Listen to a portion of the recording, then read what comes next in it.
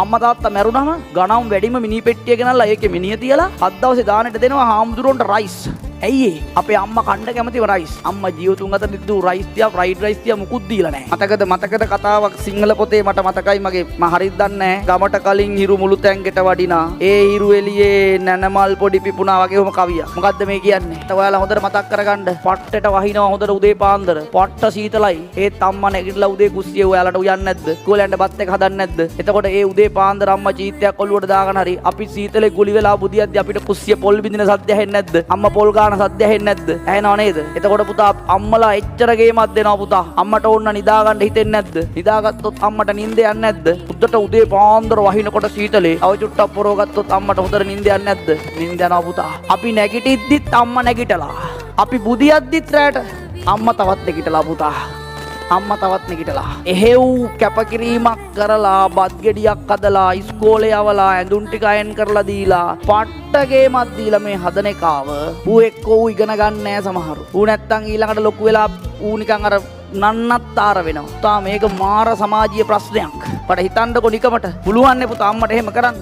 පුළුවන් ඒත් අපි ඇහැරෙනකොට අපිට නිකන් අපිට ඒ ඇස්සේ තේකත් අදලා හැරවන. දැන් ඔයාලට හිත කියන්නකොට කියන්න පුළුවන් ඕක අපි අම්මලා අපිව හැදුවා නම් එහෙම කරන්න ඕන තමයි කියලා. නෑ එහෙම නෑ. ඇයි එහෙම අතහැරලා දාපු ළමයි නැද්ද ඕන තරම්? ඉපදෙනකොටම ගිහිල්ලා කොහේ හරි මේ පොරොඩු ගොඩක දාලා ගියපු ළමයි ගැන අපි ප්‍රවෘත්ති අහන්නේ නැද්ද? අහනවනේ.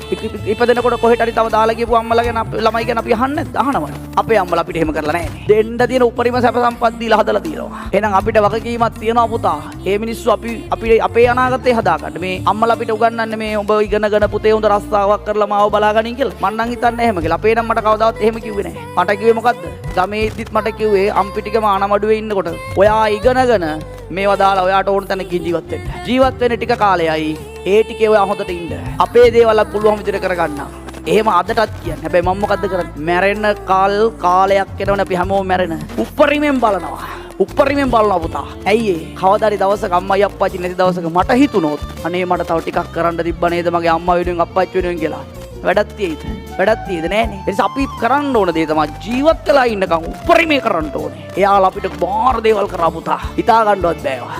තේරුණාද? ඒ නිසා උඹලා අම්මා මෙච්චරයි කරේ කියලා මෙහෙම කියන්න බෑ. අප්පච්චි මෙච්චරයි කියලා කියන්න බෑ. අපිට ඕක කවදාවත් කරලා ඉවර කරන්නත් බෑ. එයාලා අපිට දුන්න දේවල් ටික, අපි වෙනුවෙන් කරපු දේවල් ටික, ඒ කියන්නේ අම්මගේ ණය ගෙවන්න මේ සසරත් පොති කියනවනේ. ඒක කරන්න බෑ ඒක. ඒ නිසා පරිස්සමින් වැඩ කරහන්. පිස්සු කෙලින් නැතුව වැඩ කරහන් හොදට. හරි කරගෙන යන්න අපූර්වට. මෙහෙම කරගෙන යන එක ඒකත් එක්තරා විදිහක ණය ගෙවීමක් තමයි. මේ මිනිස්සු අපිට පට්ටට වීදම් කරනවා සාර්ථකත්වය උදෙසා. සමහර ළමයි ඉන්නවා මම දැකලා තියෙනවා සමාජයේ අම්මටයි තාත්තයි දිහා හැක් කරලා බලන්නේ. ලොකු වෙලා